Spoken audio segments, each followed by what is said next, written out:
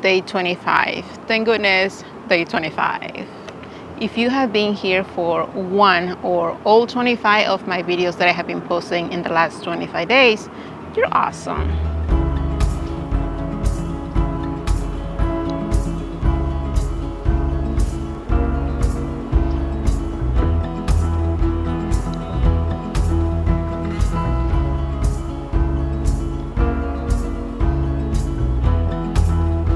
And if you have no clue what I'm talking about and you just ended up on this video first, in the month of October, for the last 25 days, I made a challenge for myself to post a single video for 25 days in a row. And today is the last of those videos, and today is going to be a nice Q&A that is going to be towards the end part of this video. And I gotta be honest, you guys, I'm ready. I'm ready for this challenge to be over. It has been fun. It was definitely a challenge. Right there about day 10, 11, I was feeling like, I don't know if I can do this. I don't know if I can keep on doing this, but it was fun. It was really, really fun. There were some days where I just recorded 2 or 3 videos, and it was so funny because I will be out here really early. There's a lot of construction going on. I will be here really early in the morning with one outfit, doing what I needed to do. I will go back inside, change into completely different clothing, and work again. And it's funny because if my neighbors were watching, they would be like, what is she doing? This woman is crazy. They already think that I'm crazy anyway with the amount of flowers that I have. But so that was fun. I made it, you guys. Today is October 25th. I am making this video this morning. I posted a little something on my community tab asking for people to send me some questions, and I also grabbed some from the videos that I have been posting. It's not going to be long, I'm just gonna make them go quick.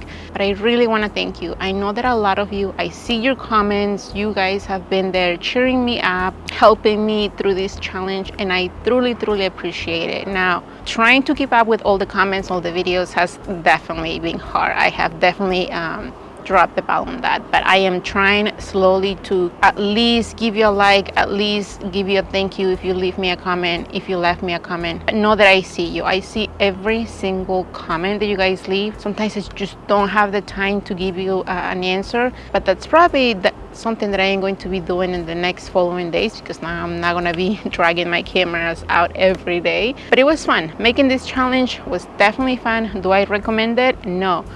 Is it going to help my YouTube channel? Absolutely not. But it was something that I really, really wanted to do. 2 things that I learned from doing this challenge. 1, I have way more time than I think I do.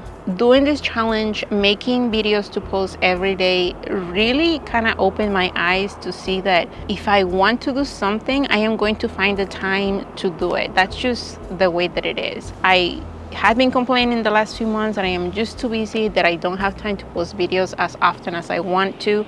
But making this challenge for me, posting every day, really opened my eyes to the fact that I do have the time. I just gotta, 1, get up a little bit earlier, and 2, just plan ahead, organize myself, and I can definitely make those happen. And 2, recording videos while other people are watching, it's not really that big of a deal. It's not that embarrassing.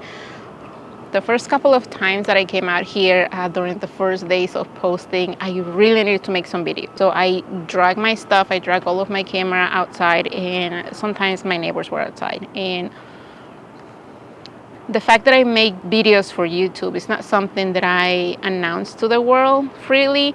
So my neighbors don't really have a clue that I do that. And I think that through this challenge, it just makes me realize that it's okay if people know that I make videos, if people around me know that I make videos, it's okay.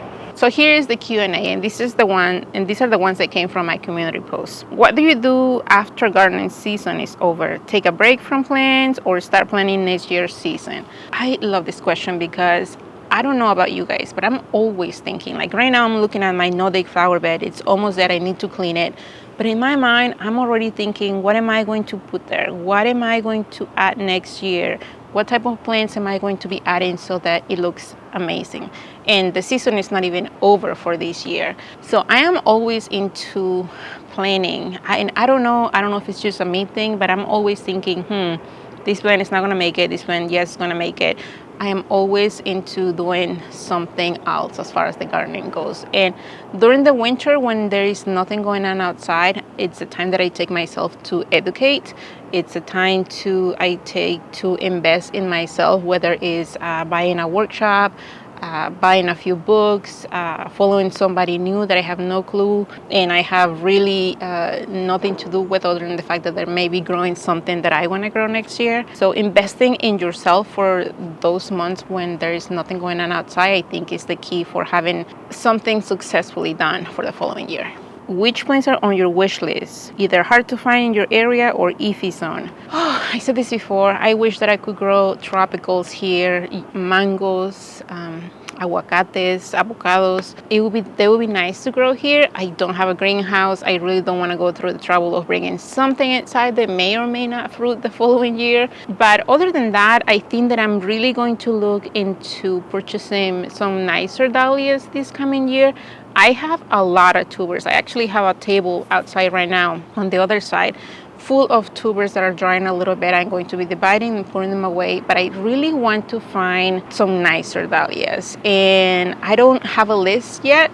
I haven't really sat down and make a list or follow people that grow dahlias to write my want dahlias for next year.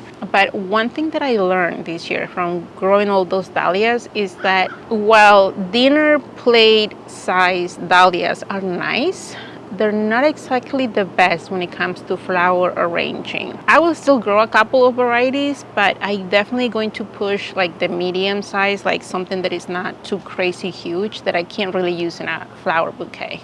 Do you have a general design for the garden you stick to, or just find places for plants you like as you go? How do you maintain a good flow of the garden when the plant list is ever expanding but our space is not? Oh goodness, this is really the struggle, I think. In my opinion, this is the struggle for people like me with small gardens that want to try all the plants, but there's just not space. I just don't have the space. Early on, when I started making all these flower beds, I knew there were some things like my hydrangeas, like red buds or the honeysuckle. I knew that I wanted those things to be permanent in my garden. Things like my boxwood hedges, those things are obviously part of the garden that will be here year after year. But there are a lot of annual things that I want to try, and I don't necessarily have the space all the time. So one of the things that has helped me is having spaces just for annuals, like my Nordic flower bed. The only thing that I have there is a perennial is my boxwoods, but everything else every year will be changing because there are always things that I want to try. I was thinking the other day, what would I do if I have, I don't know, 1 acre of land, right? If we move and we get 1 acre of land, what will I do with all that space? And I will probably do the same thing. I will have my basic frame of boxwoods, of hydrangeas, of trees, and then I'll have a few sections of things where I just leave empty for things to change every year. It's kind of how it works in my mind. I saw in a recent video that you don't recommend Miracle-Gro potting mix. Why is that? I had a lot of fun making that video. That Dear New Gardener, things that I wish I knew when I started, a lot of people related to that video. It's funny because the Miracle-Gro debate is not something that I get into, okay? And in that video, that was an example that I gave. The Miracle-Gro was an example that I gave about gardeners being passionate about things that they use, things that they don't use, and how when other gardeners use those, they're like frowned upon. I use Miracle-Gro potting mix whenever I don't find what I'm looking for. I do have some favorites locally, but whatever I don't have, those options of buying my favorites, I buy whatever it's available. And I am not going to tell you don't buy certain things. I am not going to tell you buy only these things.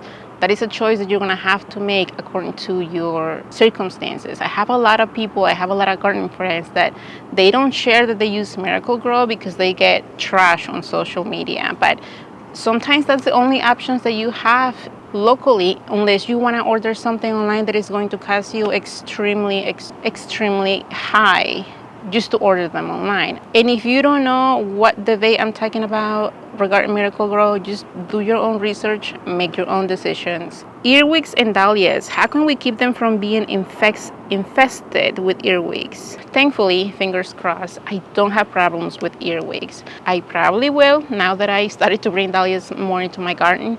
But one thing that I know is that people use organza bags to protect their blooms once they started showing up on the plants. And it might not be the best look for your dahlias, you know, having just all of those bags on top. Maybe somebody else watching this video that deals with earwigs on their dahlia blooms can help you better.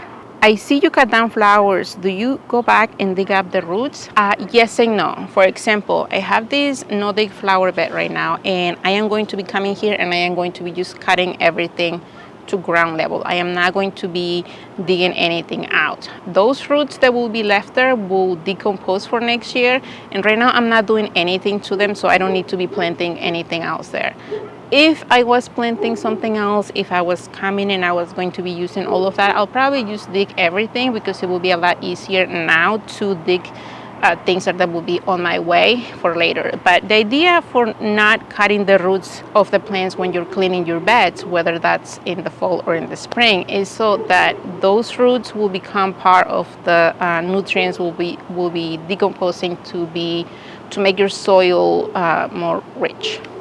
From taking down my cages, as I call them, cages, from my tomato area back in my raised beds, you guys were wondering, why was I taking them down? Do I always take them down? And who make those? Do I have links? Those cages my husband built early in the spring. We got some things from Lowe's, and I got some other things that he built, and he put all of those together for my tomatoes. Those were never really intended to be there permanently.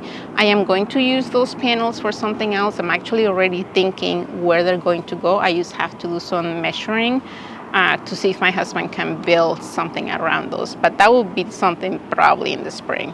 And some of you were really happy to see one of my teenagers help me in the garden, and he loved reading all those comments. Thank you so much if you left one for him. The reality is that they do help me. I have 2 kids, and they do help me in the garden. I just have to find the right moment, the right day, the right mood to ask them for help, because if you have teenagers, you know what I mean. But when they help me, it's just how it goes. I just have to be, telling them exactly what to do.